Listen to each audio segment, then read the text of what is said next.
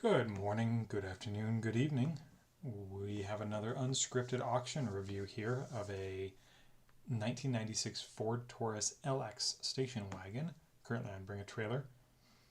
Chose this one because, again, like a lot of the reviews I've done, it's sort of an unusual car. Not the kind of thing you would typically expect to see on a collector car auction site, but with just 72,000 kilometers, this is definitely a preservation quality Taurus wagon, something that a lot of people would never expect. Let's take a look here. So right off the bat, it's a nice looking wagon. It's silver, pretty innocuous color. I don't really see anything particularly amiss here in this first hero shot. The antenna is up. It's a power antenna. I'm guessing that should go up a little higher. Maybe something's amiss there. And it does look like the front bumper and the body don't quite match each other. But that would be pretty typical for a car with a composite bumper and steel fender and hood. The paint doesn't quite age the same on these. These cars, this was the first model year for this body of the Taurus. It was the first full clean sheet redesign following the 1986 debut of the Taurus. Back then it was a pretty revolutionary model with its aerodynamic design. 96 was a very controversial redesign with this oval effect to it. It eventually led to the Taurus losing its sales crown to Japanese brands, to Honda Accord first and then later to the Toyota Camry. And the Taurus never got it back and eventually was discontinued, brought back and then discontinued again. So this was the car that kind of ruined it all. That said, I think these cars had a bad rap for styling, but they weren't bad vehicles overall. I'm not sure the reliability was all that strong, but with 72,000 kilometers on it and the fact that it's a 30-year-old wagon, this is going to be bought by somebody who just wants something quirky, I think. Let's see here. We'll look at the BAT Essentials. Standout things here. 45,000 miles on it. This one has the 3-liter Duratec, which was the more powerful engine. I looked it up, and this was actually standard on the Taurus LX wagon. The LX was the higher of two trim levels for the debut model year. 200 horsepower, 200 pound-feet of torque, compared to 145 horsepower for the base engine, also a V6. Automatic, the only way you could get it. Silver Frost. It's the correct paint color. I did look that up.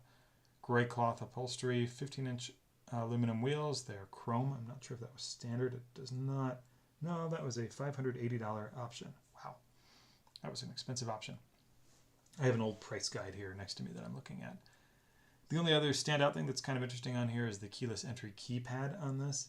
I think that may have been standard on the LX. Not seeing it listed out individually here, but that, I'm sure we'll see a picture of it at some point, but it's right in the door handle here. It's Ford still uses a version of this today where you can type in a code and you can get inside of the vehicle. It basically works like a remote transmitter to the unlocking system. All right, the introduction here, I'm going to give this a quick skim, but it appears to say exactly the same things. The things to note here, it was acquired by the selling dealer in 2023, so it's a dealer. They haven't had it for very long. Or I'm sorry, they have had it for a while for a dealer. But typically a dealer will move a car pretty quickly. Why they decided to hold on to it is a good question. Was that by choice, or was that a car like this can be a little tricky to find a market for? But at the same time, maybe the dealer just wanted to play with it for a bit. It is in Canada, as we said, and it does say here it's a Canadian market one. So rust is definitely going to be a worry here. Car's in Vancouver right now. We'll see if that's where it's been for its entire life. Vancouver is about the best place in Canada in terms of rust, but still a damp climate. Second photo here, I see that antenna. Looks like there might be a dealer badge on the back. We'll see up close in a minute. Nothing else really to note here. Not much listed here that's interesting either. Really nothing as far as condition. Same with this side view shot. Beautiful mountains in the background there in British Columbia. Gray cloth interior. This one has the center console, which according to this was standard on the LX, although I think you probably could trade that out for the column shift and bench seat if you wanted, but this is more comfortable, if a little bit less nostalgic. Let's see, here's the dashboard shot. So this is a continuing of that oval theme, very controversial at the time, this control panel here that combines the radio and the climate controls. This one has the push-button automatic climate control rather than the knobs that were on the lower-end versions. It does appear that was standard on the LX from what I'm seeing here. No, actually that was an option. $175 for automatic air conditioning, automatic climate control. Leather wrapped steering wheel here, typical Ford of the era where you've got leather on the outside and the spokes had a little bit of urethane sticking out. Not a very comfortable steering wheel in real world use. Cruise control buttons here. Only other thing I notice here is this has the Mach audio system, which at the time was the premium, or I'm sorry, it was actually called a JBL audio system at the time. $500 for this when it was new. Engine shot. I'm not seeing anything real standout here. Might be a little bit of rust right there on the top of the strut, but maybe not. We'll look at the detail photos in a moment here. The photographer's pretty visible here, not a great photo by any means. Underside we've got, it's a little grimy, but it's a 30-year-old car. It does look like some oil dribbled here on the exhaust. That's where the filter is though, so I'm sure it's last oil change. It just went right out of there. It's one that probably could have been cleaned off a little bit better. All right, let's click on this Carfax. Actually, before we do that, it notes here it's being sold on a BC registration. Canadian provinces don't issue titles, so just something to note when you're importing it to the US. There are services that will help you with this.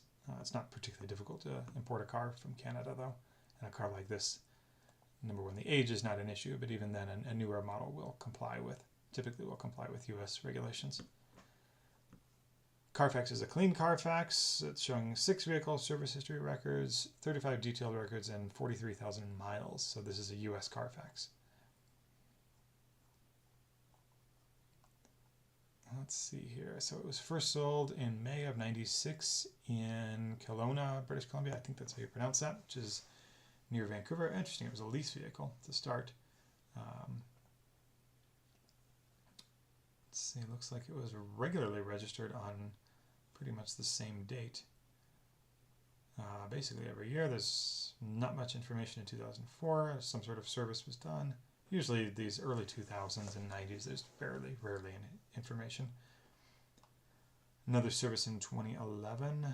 Again, its registration is issued in May. They were a little less consistent on the date, but still did a good job. Looks like they had a kind of a long gap. They might have been late in re-registering it in 2017, but nothing to worry about. Again, May. First services really show up in 2021 here.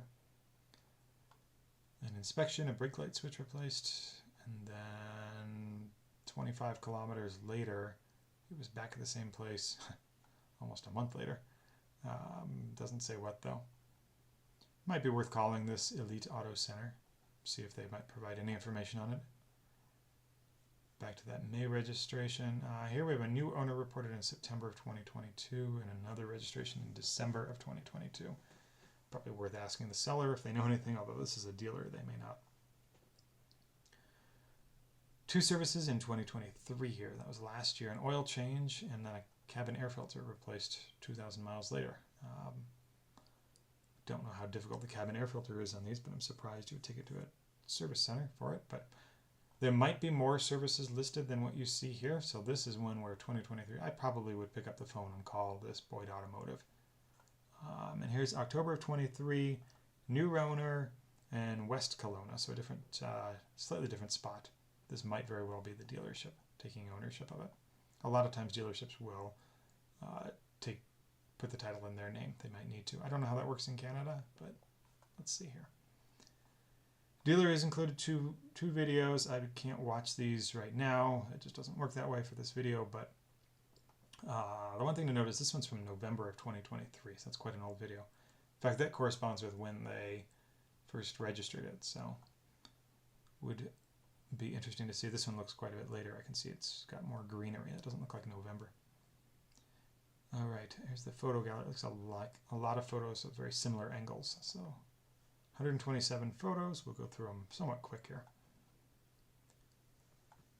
All right, front 3/4 view here. Paint looks pretty consistent here. Not the greatest photo, but like I said, there's a slight, at least in this picture, a slight difference between the plastic front bumper here and the hood of the car, but that doesn't necessarily mean it's been painted. It might not have matched all that well when it was new. It's difficult for automakers to get paint to match on these, especially 30 years ago. Only thing that stands out here is, and I don't know Tauruses that well, but I feel like there should be something in here, some sort of a grate or another grill, something that would look like that to sort of protect some of these cooling lines down here. Hard to tell what that is right there, that little black thing. That might be standard. We'll see if there's a better picture there. Basically the same thing. Same thing again. The lights seem to work. I'm not sure I ever noticed this sort of halo effect down here. Might just be the photos. It looks like that bulb might be out, but it might just be the photo, because it looks like the whole thing's out. It might be a filter that's on this camera. Lots of photos of similar angles, as I said. Overhead, this looks nice. There's no sunroof here. There's a roof rack with crossbars. Don't know if that was standard on the wagons. Might have been. It's in the pictures I see here, but let's see. Obviously the lights work fine. That was just the camera playing tricks. Yeah, not much to report here. Yeah, there that is again. That to me looks like it's part of a towed system for a trailer. And I do see some light scuffs in the front bumper here. Yeah, we'll have to see there. Looks like what you'd hook into get the brake lights to work if you're towing it behind an RV. They call it the towed setup. Definitely some little scrapes in the bottom of the front bumper here, but you know, it's a 30-year-old car. I don't use these videos to offer a full opinion on the vehicle, but everything I see so far looks fine. Nothing that would talk me out of it. And if you're in the market for a 30-year-old Taurus wagon, you're slim pickings here. But this one looks very nice. There's that antenna that doesn't look like it's up all the way. There's a sticker in the back window. That might be. Ford likes to put ones for the factories where these were built. I think these were built in, I think it's Doraville, Georgia, if I remember correctly, outside of Atlanta, right near Hartsfield Airport. And that is where Porsche North America has its headquarters now, with their delivery experience facility. And actually the last Taurus that they built there is owned by Chick-fil-A. It's in their, I guess they have a museum at their headquarters. Random fact, because I believe the original Chick-fil-A was across the street from this factory. I might have that slightly wrong. Feel free to correct me in the comments. Rear end, you can see that oval theme is really apparent here. I mean, these aren't perfect ovals, but it's a very ovoid vehicle in a lot of different places. Even the antenna, that little sunken thing there. There's that dealership badge. We'll see if there's a close-up. It might say Orchard on it. Yeah, it looks like it says Orchard. And it does look like it says Kelowna. Some black pads on the rear bumper here. Those might have been standard at the time. It looks like, yeah, well, you can see it here too. It looks like there's a little door ding right here. Probably a somewhat tricky spot to get to for a fix. Yep, Orchard Ford, Kelowna. The rear wiper up here is faded. Probably not hard to remove that wiper arm and sand that down and repaint it with a durable paint. Those black pads, strange that it's not one big pad, but I'm feeling like those might have been original equipment on these. Roof rack again. Looks like a little bit of fading on these crossbars, but I'm being exceptionally picky here. That's a nice looking, I mean, I use that term loosely here, but not a bad looking Taurus. I think this is the shot that was in the listing. All right, we've got a close-up of the wheel. I know this is cutting off a little bit at the bottom here, but you're not missing anything. Uniroyal Tiger Paw tires, chrome wheels. This actually look great. Chrome wheels of this era tend not to age well. There's that touch or keypad right in the door handle there. Even the fit and finish of the brightwork is pretty good. These cars did not have a real high quality feel when they were new. Little scrapes right there. Yeah, it's definitely a UAW Ford Assembly Plant sticker.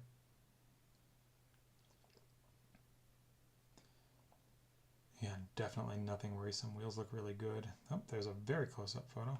I can almost tell what their previous, must have had 9s and 0s, 1s and 2s, the previous owner.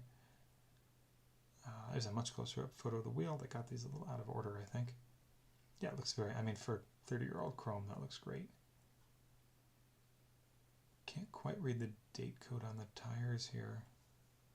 Might be down there, but I'm not sure.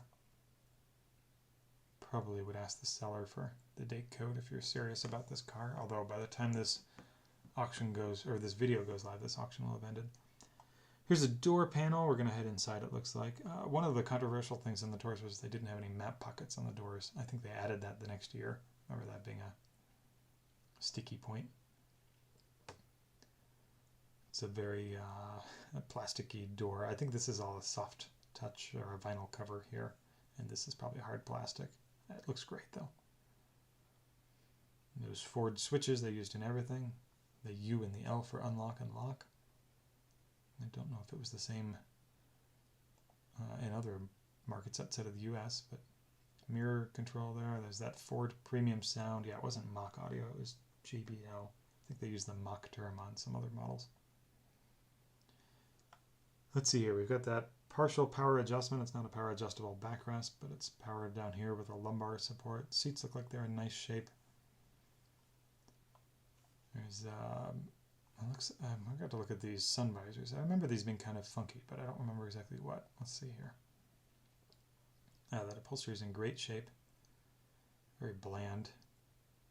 I think these had some kind of funky upholsteries on some trims, but not this one. It almost looks like a denim. Looks like you got power lumbar on the passenger seat here. Kind of nice. Maybe some stains right here. We'll see if there's a better photo. Yeah, maybe a little bit. Might just be. Might be minor. Seatbelt's kind of all twisted around. I would have moved that if I was the seller. Got floor mats. There's that remote for the keyless entry. It's nice to have that. I think this is the dashboard photo that was in the listing. This looks nice. I mean, not even much wear on the steering wheel, to be honest. Cruise control buttons, 71,000 kilometers. Very simple instrument cluster. I wonder what this light is for. It almost looks like a catalytic converter. I don't know. If you know what that is, please let me know in the comments. This would be wagon specific stuff, not on the sedan's rear wiper and the rear wiper wash. Some little tiny scuffs here. That has automatic headlights, so that's I believe that would probably adjust how sensitive they are, how dark it needs to be. I think that's what that is, unless that's a delay for how long they would stay on after you close the door. There's that controversial radio with all the buttons that are ovals and all look the same at first glance.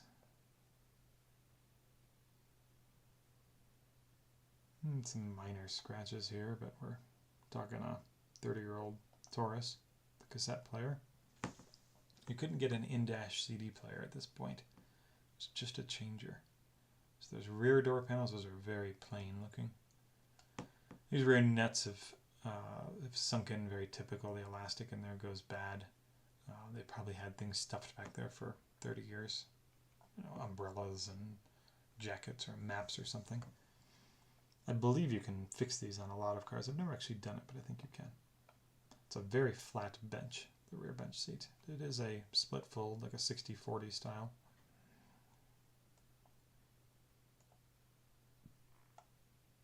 Rear seat climate control, vents, and an ashtray down there. Sign of the era. Those vents look a little dirty. There's the map lights on the top, no sunroof here. Yeah, here's these funky sun visors. So it's two parts. And I think there's something funny. I think these drop down, the mirrors. Yep, I was right.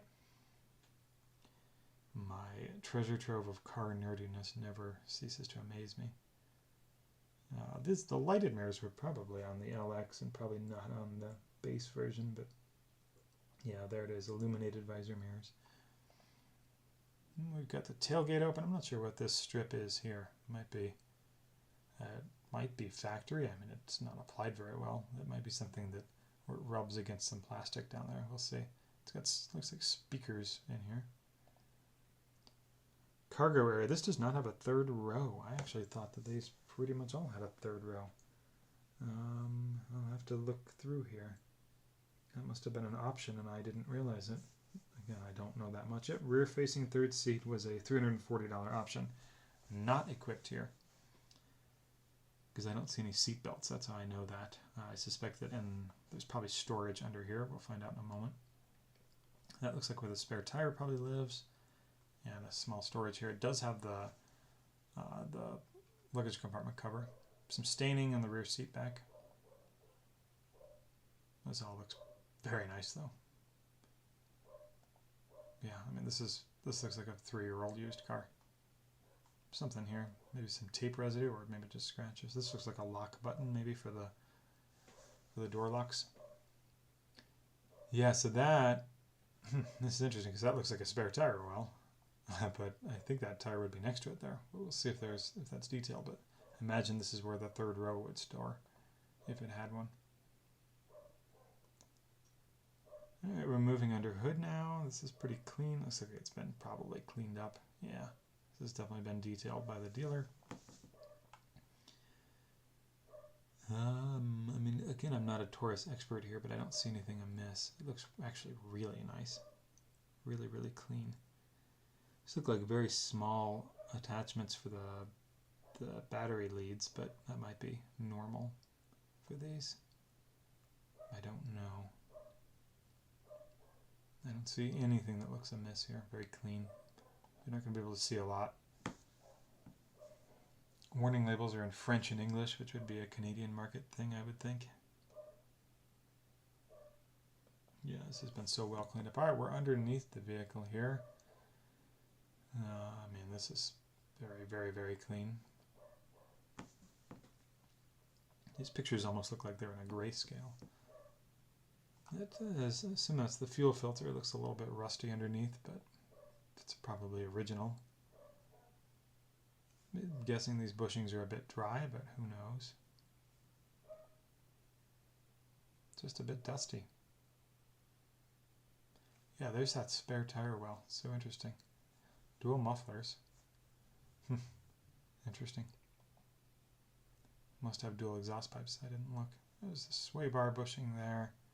Some cobwebs here, probably from lack of use. Yeah, everywhere. Those shock absorbers look like they're easy to replace, but are probably original. That's the thing with these old cars with low miles. There's a lot of the rubber bits and the typical replacement bits have not been addressed on these because they never really needed to, but they're probably due. This is the front bumper with some scuffs. This is, I'm 99.9% certain that this piece right here is a brake light attachment. So this car's probably been towed. That's important to note because you can get, I don't know if the odometer on these adds miles. I'm guessing it probably does not, but I don't know. So the odds are that the miles on the axles, the wheels, the wheel bearings and such are probably considerably higher than the body of the car. That's my assumption. That's not necessarily accurate, but all right, here's the underside of the engine and transaxle. You know, it's a little greasy, but it's nothing particularly amiss there. That looks like a fuel filter. Here we're at the front. Just dusty, nothing. These boots look fine. I mean, it's hard to tell from the pictures, but no obvious tears. Handful more photos here. So apparently there was a technical service bulletin of some sort to do with the transmission here. The AX4N was the transmission exchange. So maybe this is a replacement. I don't know.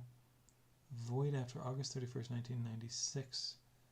I'm not sure. I know this was not a particularly reliable transmission, or transaxle I should say, but it'd be worth Googling that.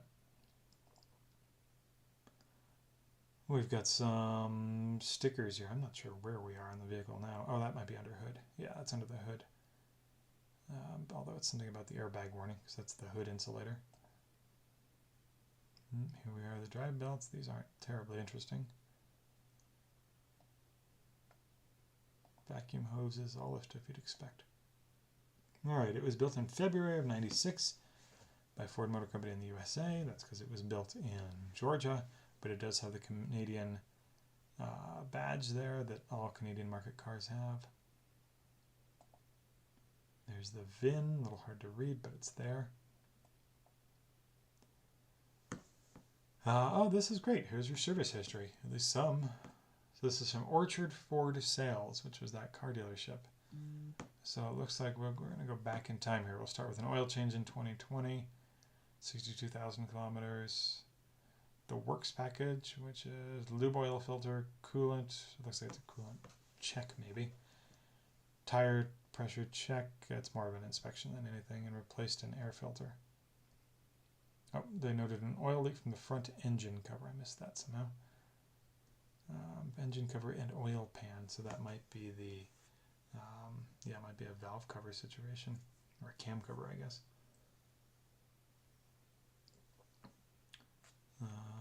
Shuttle, probably as they got a ride home there. Replaced the rear brake pads and machined the rotors at that same time. 2017 looks like they also did a basic service. That time they definitely noticed that the rear brakes needed to be done. It's only 2,000 kilometers between visits here. Oil leak around engine oil pan area, so that was noted there too. That was not noted in 2020. That doesn't mean they didn't inspect it though. Battery replacement in 2017.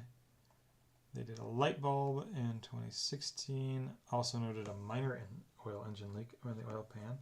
And it's hard to read, but there's another customer shuttle ride. Oh, we have quite a bit here. Funny noise from AC when running. Customer notices when she starts vehicle, but they didn't find anything. Another oil change in 14. Oil pan was slow leak, so this is the beginning, probably. Tires in 2013. Those may very well be what's still on it. Oil change with another possible oil leak from possible oil pan. It's not a sentence. Rack and pinion steering leaking and sweating / minor. That was not addressed, so I would, granted this was 11 years ago, but it'd at least be worth asking. Here we go. This is in 2012. They had a check engine light, and they say the car was missing at 80 kilometers an hour. So some sort of an engine something here. It looks like they cleaned the mass airflow sensor, and then they tried to replace it. Then they replaced the PCM. So that was actually a fairly major service there. There was a no start not too long before that. Well, yeah, a month before that. But not many kilometers, only 200 kilometers before that. No communication with the PCM, so the PCM fixed later replaced that. Well, no, they replaced it then too. Interesting. Whoop, we lost this. Let's go back here. And that was at the battery in 2012, so that's all quite old.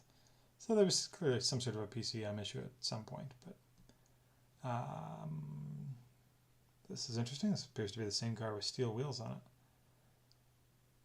We'll have to go through the comments and see what's going on there. This looks quite recent, but interesting to note, if this is the same vehicle, the antenna's down. And it looks like it's got a scuff here, although that could just be dirt. Strange photos. I don't really know what we're looking at here. We'll have to see if this is mentioned in the comments section, because this looks like it was uploaded later. Here's a similar car, at least with that bench seat in the back and seatbelts. I'm not sure this is the same car. I wonder if the dealer has said this is what it would look like if it had this. Yeah, I think we can answer that because this is a different color. And this is a later one. I can see the later dashboard. Here it looks like the dealers probably responded to somebody asking. This is something they always ask with wagons. I noticed commenters, they want to know how much they can fit in there. I don't know if they're planning on car camping or what, but 82 inches. So you can be almost 7 feet tall. Yep, there's the answer to that question. Somebody has thought about camping in here. This is uploaded by the dealer. All right, back to the original. Let's see, I'll do a quick skim here. The dealer's talking about shipping. Yep, here's the ample space and comfort for 2 to sleep in the back. Looked like it was at a bit of an angle though, if you're going to sleep back there. Yeah, I guess you put your heads up here. There's the video they uploaded. Here's the measurements they took. Oh, here we go. This vehicle wasn't originally ordered with the rear-facing third row. I had plans to do the conversion as it seemed straightforward. Oh, so maybe the dealer was planning on keeping this one. This video was taken in 150 kilometers into our journey home. Oh. Oh, here we go. These photos were taken on November 8th, 2023, following a 450-kilometer drive.